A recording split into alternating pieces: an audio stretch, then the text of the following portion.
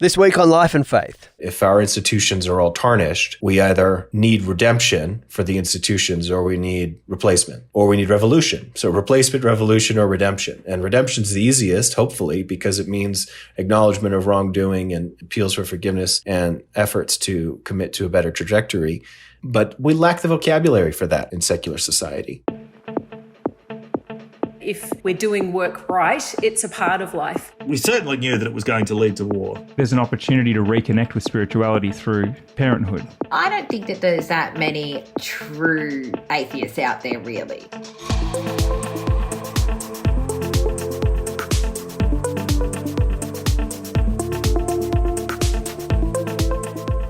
Welcome to Life and Faith from CPX. I'm Simon Smart. And I'm Justine Toe. Who or what do you trust? Or maybe a better question is, do you automatically distrust everything and everyone? Well, apparently distrust is now our default emotion. Government, media, corporations, we don't trust a lot of them. Now, there might have been a brief blip during the pandemic when trust in government, for one, rose across the world as people looked to political leaders to steer countries through COVID. But even that seems to have gone. Yeah, well, today on Life and Faith, we're asking, where does this chronic distrust come from and what does it mean for us today? Well, in the second half of this episode, we get into that second question, what it means for us today, courtesy of an interview I did with Stephen Hawkins. He's the Global Director of Research at More in Common, which is an organisation that researches drivers of polarisation as well as political division. But right now, we're going to dip into an episode of history that starts to explain why chronic distrust is so widespread today, the Watergate scandal. Yes, now this week marks 50 years since the Watergate scandal, an event that has left ripples throughout the world and our culture to the point that every second scandal or cover-up or controversy is now given that suffix "gate." We all hear this all the time, Justine. Yeah, there's a couple. There's some that aren't good for family-friendly listening, so I won't go into them. But, there's things like Camillagate. The British tabloids published all these transcripts of intimate phone chats between Prince Charles and Camilla Parker Bowles. I love that it was named after her, not him, by the way. And Australia's had its own Watergate issue as well. Concerning water? Yeah, that's right. Concerning a water buyback scandal to the tune of some $80 million that might have been mismanaged. Yeah, so there's gates everywhere. But the Watergate scandal also lives on in popular culture. There's Gaslit, which is currently on Stan. Now, we've just started watching this, by the way. That tells the story of Watergate from the perspective of Martha Mitchell, as played by Julia Roberts. Now, Mitchell was the outspoken and honestly larger-than-life wife of Nixon's Attorney General John Mitchell, who in this series is played by Sean Penn. Yes, and in the latest season of Stranger Things, there's another Watergate reference too, but it's a little bit more literal this time. I don't want to spoil it for people. It's a great show. Anyway, I didn't know much about Watergate, apart from, some a few of the basic details. Vague references, yeah. So we got the newest member of the CPX team to read a giant book about it and distill it for us. So thank you, Matt Fitzgerald. What a great baptism of fire into the CPX team. That book was Watergate, A New History by Garrett M. Graff. So I started by asking Matt, did he know anything about Watergate before picking up this book? No, I did not. The small bit that I did know came from a popular film called Point Break. Ah, yes, one of my classics as well. What was the reference in Point Break? Remind us. It was the scene where they're robbing the bank and one of the guys is wearing a Nixon mask. He puts his arms up and then says the famous phrase, "I am not a crook." Little Hen says it's time to rock and roll. Everybody freeze! Everybody move! Keep your hands up and your eyes down! Hello, ladies and gentlemen. We are the ex-presidents, and we need just a few moments of your time. How you doing, Dick? Just implementing our own personal plan of deregulation, Mr. President. Let's go! Thank you very much, ladies and gentlemen, and please don't forget to vote. I'm not a crook. That was probably one of my earliest references to Watergate as well. And then I remember All the President's Men, because I wanted to be a journalist a long time ago. And I believe this was the movie that raised the profile of journalism. Like, it really was a speak truth to power and look, it can bring down a government. But yeah, before we get ahead of ourselves, I wonder if you can take us through the main beats of the historical event that we now call Watergate. I think there's three things that we could give attention to. Firstly, the Watergate break-in. Secondly, the Pentagon Papers. And then thirdly, the legal charges that resulted from the initial break-in. So I guess the first one is the break-in at the Democratic National Convention headquarters at the Watergate building on the 17th of June, 1972. So you have a Cuban team of burglars that were oversaw by Gordon Liddy and a guy called Hunt. And they orchestrate this entire process to break in, to try to get dirt, information, and then also to bug the DNC headquarters. But they're unsuccessful. They're caught by a lowly security guard. And we also know that Watergate's not just a bugging operation or a burglary at the DNC, but it's a whole umbrella of other events that are distinct but also scandals in and of themselves. Yeah, I'm interested in that because Graf says that Watergate represents less an event, like a single event, than a way of life for the Nixon administration. So what, everyone's dirty, sounds like? Is that what he's getting at? Yeah, he's incredibly thoroughgoing on the range of events that the whole Watergate thing kind of sparks. There's the Chanute affair, the Houston plan, the Kissinger wiretaps, the illegal bombing in Cambodia, the Pentagon Papers, the ITT.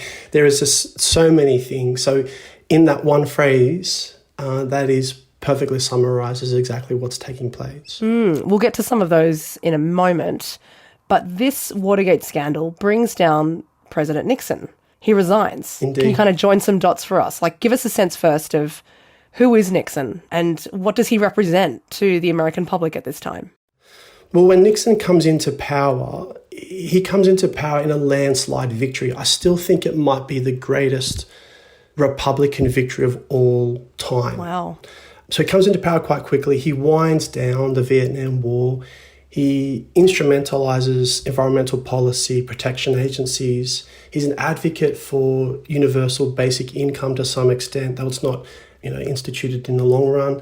He's an equal opportunity advocate. He ends the national draft. And he also, most importantly, kind of quells the communism and the whole storm between East and West. So he's the first president to go to Moscow and also to go to Peking in China and reinstall diplomatic relations. So his initial kind of move into power is quite successful. And on top of that, Time magazine brandished Nixon on the front cover of their page a total of 55 times. Wow. That's basically more than a year's worth of Time magazines with Nixon's face across the front of them. That is incredible when you describe it like that. So he's someone who is, I guess, a true American hero in that sense.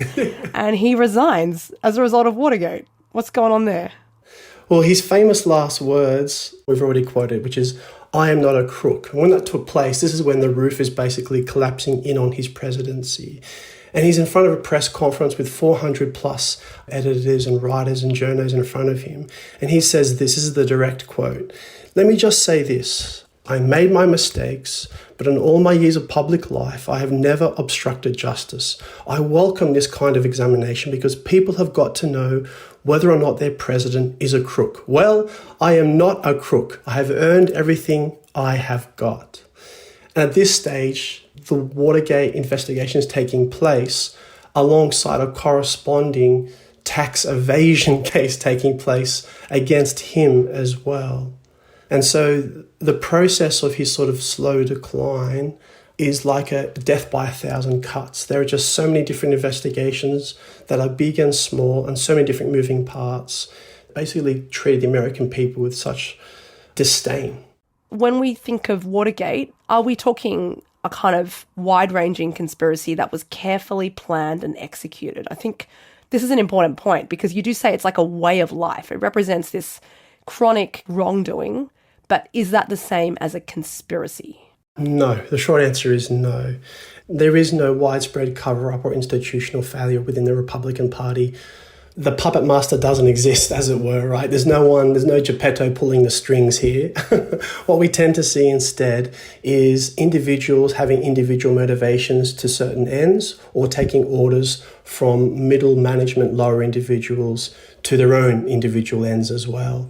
It seems to be broken and piecemeal, though we see some significant failures within the government. There is no overall significant conspiracy theory that binds it all together. One single narrative, that sort of one ring to rule them all type of idea. Okay, well, tell me about the Pentagon Papers. They were leaked during the Nixon administration, and what did they have to reveal about the Vietnam War? So the Pentagon Papers and the leak don't mention Nixon once. There's over 1 million words, I think, from memory in the entire Pentagon Papers, and there's not a single mention of Nixon's name anywhere. So I think in many ways he himself likely felt vindicated by that. But the Pentagon Papers themselves were a classified leak of documents that were originally commissioned by President Kennedy and his defense secretary, a guy called Robert McNamara. And these basically detail how the US got embroiled in the war in Vietnam and its wider involvement in Southeast Asia, which leads obviously to the deaths of many young American, particularly men, but also the deception of American people under presidents from Truman all the way down to Johnson. So it lasts a long, long period of time. So I guess that's the big second event in the whole Watergate saga. It's not just the break-in, but it's also the leak of the Pentagon Papers themselves. And that would contribute to this sense that the government is lying to you. Indeed. So let's now turn to some of the ramifications of Watergate. What kind of ripples has it left socially, politically, or culturally? How can we see the effects of Watergate? Indeed, and they're really huge and really widespread. For example, there's a guy called Donald Sanders, and he was one of the Senate investigators into the whole Watergate saga. And he says retrospectively that during Nixon's first term as president, there was kind of like an aura around him, his presidency. There was a real infallibility, but also an inaccessibility to the White House. He says that the balloon was yet to be punctured.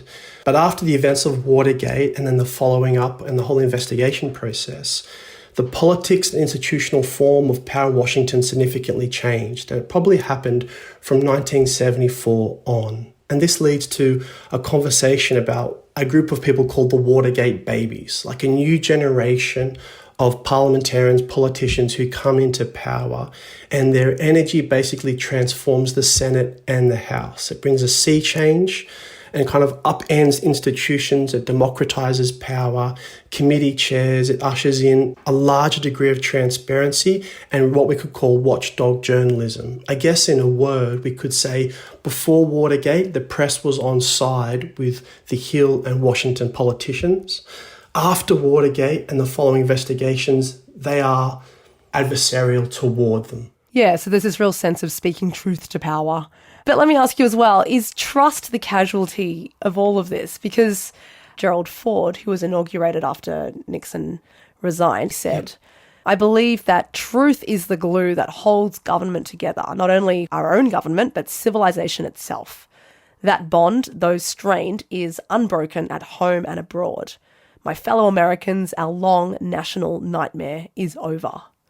Is it actually over, Matt? Because I feel like we're living in this climate of distrust. And maybe Watergate was one of those early instances of where the sheen came off the government in a big way. Absolutely. We often think, and this is a direct quote from Graff's book, of Watergate as a Nixon story, but I think it's probably better understood as a Washington story. Watergate is ultimately about power. Now, this sounds very Machiavellian, I guess, Harry Potter-esque. There is no good, there is no evil, it's just power. But Watergate itself seems to be a narrative to some extent of power, the hunger for it, how to protect it, how to challenge it, how it flows, how it moves through Washington itself. Jack Anderson becomes quite a famed columnist, and he's kind of known as the father of investigative journalism. And he wrote in 1973, in the midst of the Watergate affair, that power is Washington's main marketable product. Power is the driving force that brings together people of different philosophies and varying interests in the constantly evolving battle for control. So after Nixon left the office, published findings of over 500 pages concluded that there were 36 instances of obstructions of justice within his presidency. And so the implications initially, I think, go to a conversation around the press, around journalism, around free thought, around governmental criticism, that happens in a post-Watergate generation. And I think in many ways it's a high watermark. The whole Watergate affair is a high watermark for the West in some way, where before Watergate, there was a general confluence between the press and the political class in Washington. They were kind of chummy with each other. After Watergate, they become far more adversarial toward each other, and the press becomes far more invested in investigative journalism and becoming more circumspect of those in power.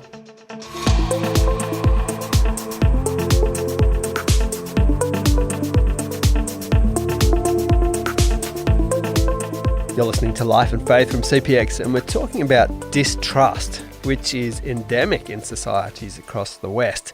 That's according to studies like the Edelman Trust Barometer, which has been conducted across 20-something countries for the last 22 years, and also research produced by More in Common, an organisation that's researching political division and drivers of polarisation. More in Common was, of course, founded by Tim Dixon, who regular listeners will remember because we've had him on the podcast recently. Now, this time round, we rope in one of his colleagues, Stephen Hawkins, who is the Global Director of Research from More in Common. Justine asked him, is distrust the default starting point for people these days? I think that's right. We do research in the United States, in Poland, UK, France, Germany, Italy, and Spain. And in all of those countries, we found that the majority position is one of distrust in major institutions. For instance, in the United States, we find that neither big business, nor media, nor the national government enjoys more than 25% trust on average. And we found that across Europe, there's no single country that enjoys a majority of confidence in terms of trust in their head of state or in their national government. So distrust is the default position towards government. And we also find that on major questions, such as on whether the truth is being told about COVID, we find that almost half of Europeans say, we think that the truth is being hidden from us rather than the truth is being told. So we are in a moment, a very long chapter indeed, of distrust in the West. I will ask you shortly about what has led to this rise of distrust. But can we just get a snapshot maybe about what that lack of trust means on the ground in terms of how people go about their daily lives? Well, in the space of information, I think that's where it's very interesting because people have a need to construct a reality in which they operate and to tell a story about what they do and about what's happening in the world and how they ought to raise their family and so on. And so in the absence of trust in the media or absence of trust in government, people do turn to other sources of information, whether it's via social media or from their family network and friends. And so in the way that we're relating to each other, there's this process of people reorienting who they trust and deciding based on instinct and evidence and other processes who they should trust instead of hierarchical traditional institutions. Another way in which it matters is I think there is a climate, certainly in the United States it's the case, that people feel a kind of surveillance of their conversation and their opinions. There's a strong sense that you can get in trouble easily for misstepping in the way that you speak. We found even going back 4 years ago that 80% of Americans believe that political correctness is a problem. This is the precursor to what's now called cancel culture. And so one of the symptoms of distrust is that people feel a sense of self-censorship or the need to be very conscious of what they say and who they say it around, lest they get in trouble from some authority figure that could then fire them or get them in trouble on social media. Okay, so what about how people perceive the government and other institutions? You were saying that there's a fair chunk of Europeans who distrust that they're getting the full information on COVID, for example. Yes, and that extends to how they see the media informing them about COVID.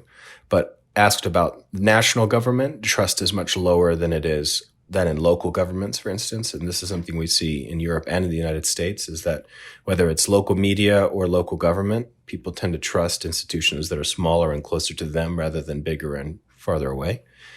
And we see that the distrust in government is a challenge, especially when there is a need for collective action, because government is the institution that we have developed as a society to coordinate big actors and do major initiatives that affect the entire population. It's the only mechanism we really have for that. And so when you have a moment of crisis or of big national challenge, such as we're facing in the United States with addressing gun violence, or such as we've faced in recent years with the pandemic, the inability to trust implicitly the government to be honest and effective is one that then leads to resistance, opposition, suspicion, and an oppositional movement that needn't be the case for something which could be collectively resolved through a government, ideally. Earlier on, Stephen said people tend to trust institutions that are smaller and closer to them rather than bigger and further away. Remember that point, we come back to it later. But how did we get to a place of chronic distrust? That's where the conversation goes next.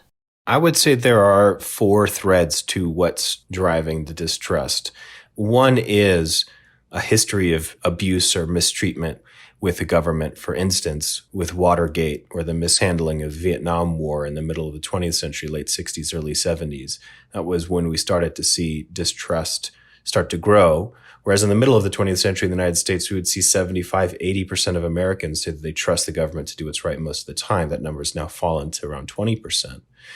So there are these moments. Watergate would be one for my generation, the misleading of the public around the invasion of Iraq and the weapons of mass destruction. But it's not just something which happens on the right.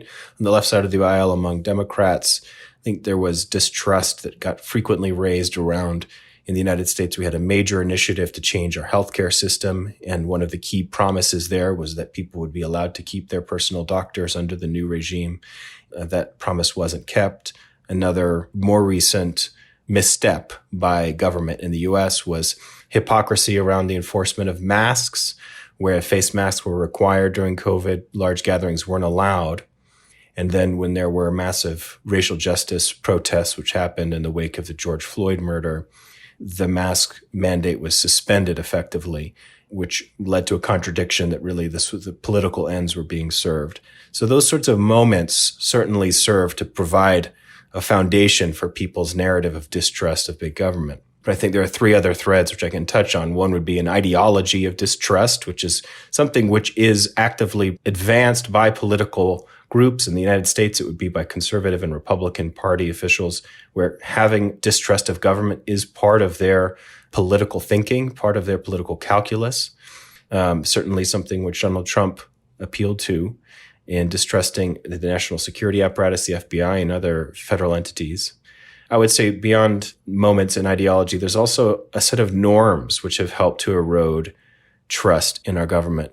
And here what I'm talking about especially is the rise of professional communications experts and consultants that help politicians to sound manicured and perfect in the way that they present themselves in every situation.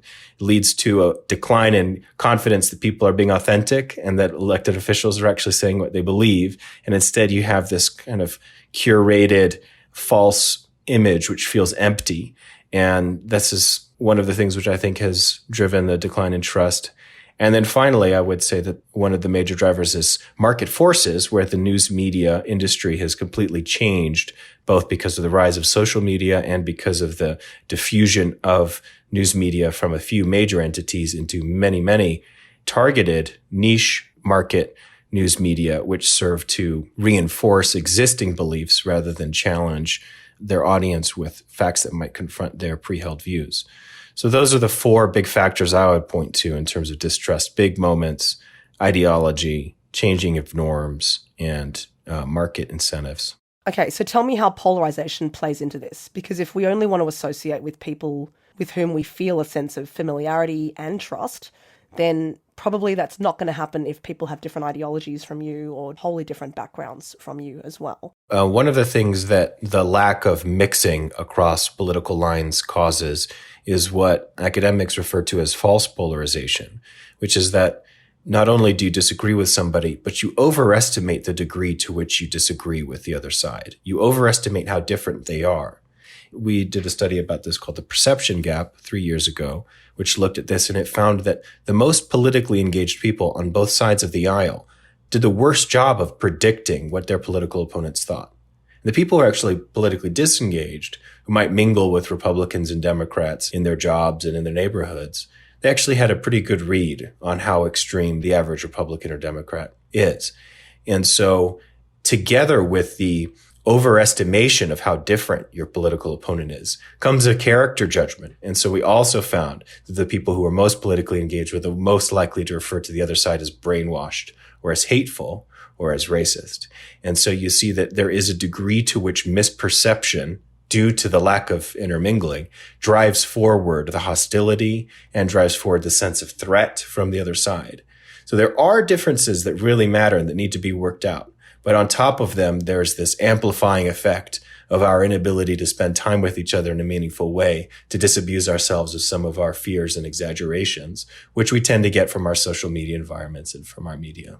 From More in Common's work, are there any comments to make about how the church as an institution fares in the trust stakes? The way in which I think we have found the relevance of church in the United States is in our measurement of the decline of participation in community organizations. This is a general phenomenon in the United States. It's been written about since the 1990s. But since the middle of the 20th century, moving forward over the last 70 years, you see a really steep decline in participation in local bowling clubs, in neighborhood associations, in local churches.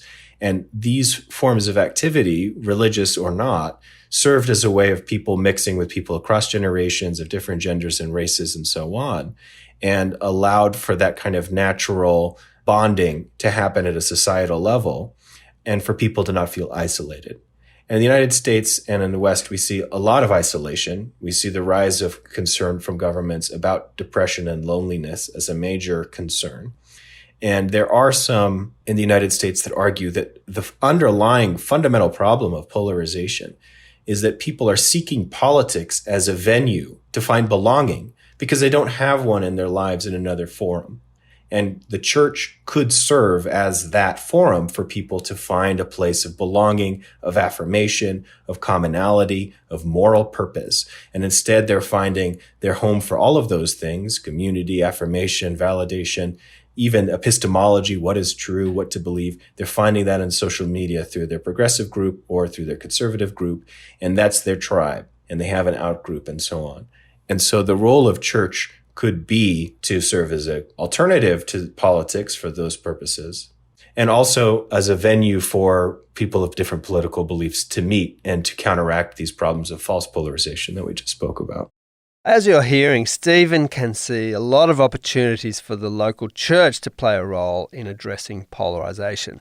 Now, remember how he said earlier that people tend to trust institutions that are smaller and closer to them rather than bigger and further away. So there's a role here for local communities, including the church.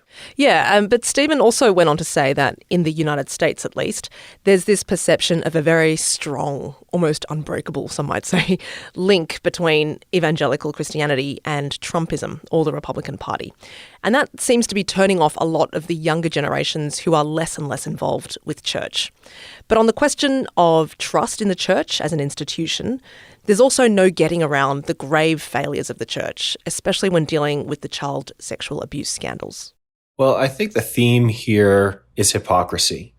And we know from the lens of psychology how powerful hypocrisy is as a violator of trust in terms of its effect on undermining people's confidence in the leadership of the organization or the individual. In the UK, there have been various scandals. At the time of this recording, Prime Minister Johnson's just survived a no-confidence vote related to his hypocrisy in not isolating and quarantining during COVID in the way that was mandated to the public.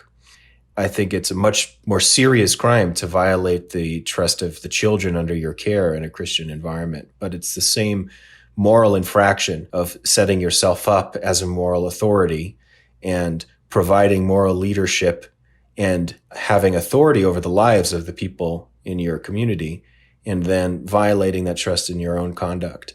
And I think that form of hypocrisy is very damaging and has parallels across institutions, whether it's in the media, politics, or in religion. And I think this is where secular society really falls short in addressing the problem, because whereas Christianity has a concept of forgiveness and redemption, Secular society, broadly speaking, doesn't have any formal institution for this other than the punitive legal system. In our culture, when people break your trust, we don't have rituals around asking for forgiveness. And I think that's where there's also a need, right? If our institutions are all tarnished, we either need redemption for the institutions or we need replacement. Or we need revolution. So replacement, revolution, or redemption. And redemption's the easiest, hopefully, because it means acknowledgement of wrongdoing and appeals for forgiveness and efforts to commit to a better trajectory. But we lack the vocabulary for that in secular society. We don't know quite how to deal with admissions of guilt and how to ask for forgiveness and how to give it. I think we've lost that skill. And I think maybe Christianity has something to offer specifically on that point. Yes, I think what you're saying is very true of cancel culture. We just want to cancel people. We don't want to do anything else. Right. I know that More in Common is not simply interested in diagnosing the problems that we might be facing as a society. You're also interested in providing solutions. So are there any pointers that you can give us as how to rebuild a sense of social trust within and across communities, different political groups, etc.? What's the way forward if we want to plot a path out of this distrust? The answers are actually relatively easy in terms of implementing them on a small scale. The challenge is how to do it across a whole society.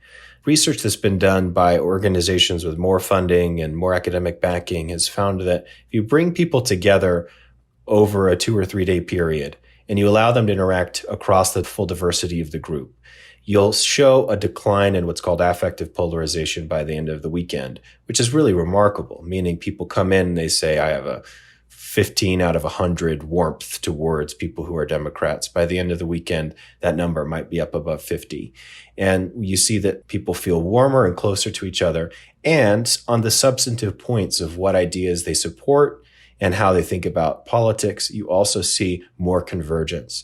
So it's frustrating because the sort of cure or antidote is known, but the execution of a plan that would allow all of Australia to benefit from it isn't forthcoming because it's just such a challenging thing to execute. And it would need to be periodic, not once in its execution.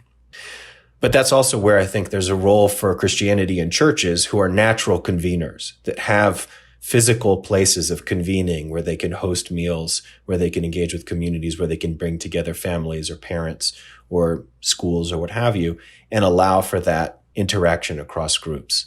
That's what we can be doing. And we can be doing it at a local level.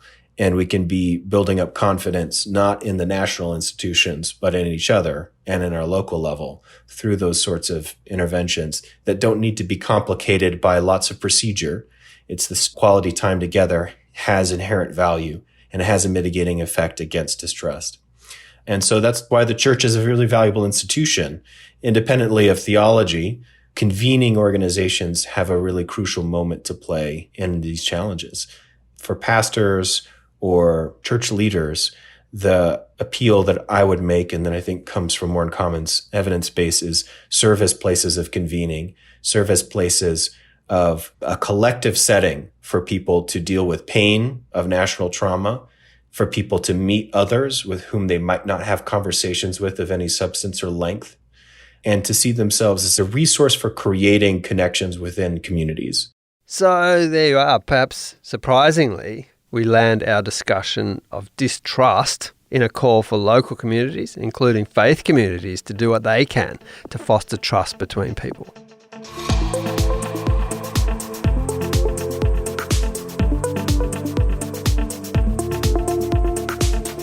You've been listening to Life and Faith from CPX with me, Simon Smart, and Justine Toe. Yes, and thank you to Stephen Hawkins from More in Common, and also to Matt Fitzgerald for wading through that giant tome that Garrett M. Graff wrote about Watergate. I'll post some links to Graff's book, Watergate, A New History, as well as More in Common's work on the issue of trust. Now, everything we do at CPX is funded by support from our donors, and we really need this to do the work we do. If you're enjoying Life and Faith or anything else we do, then as we approach the end of the financial year, please consider supporting us with a one-off donation or regular monthly giving. Go to publicchristianity.org to donate. Every bit helps, and we can't do it without you. Next week, Even though my parents themselves were not believers, this was just part of being a civilized person in the Midwest. And in my case, it was not such an unpleasant experience that I had to reject it. I just quietly internalized it.